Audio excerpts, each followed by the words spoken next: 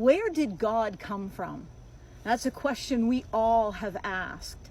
And the Bible really does speak to it. So let's start with this. The very first words of Scripture, the very first sentence that God chose to give us in the Bible is this: in the beginning, God created. In the beginning, God created the heavens and the earth.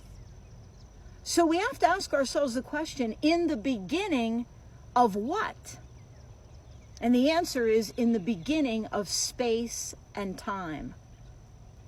You see, before space, time, and matter came into existence, what was there? And the answer is God. And how long has God been around? The answer is forever. God had no beginning.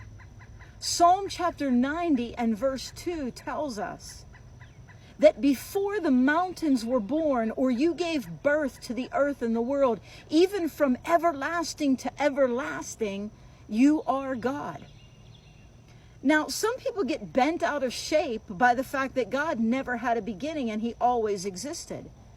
But if you think about it logically, if there is no supernatural creator that always existed who made space, time, and matter, then space, time, and matter had to have always existed.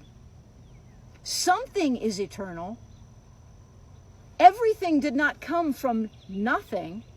So everything either came from a supernatural being with infinite intelligence and infinite power, like the God described in the Bible, or everything came from eternal matter, which never had a start. How does matter appear having never had a start and then organize itself into a universe? Listen, God is self-existent. When Moses asked God who Moses should say was sending him to the Egyptians, God said, "Tell them, I am that I am." In other words, tell them I am the self-existent one. There is no further explanation of me. I'm God. I always was.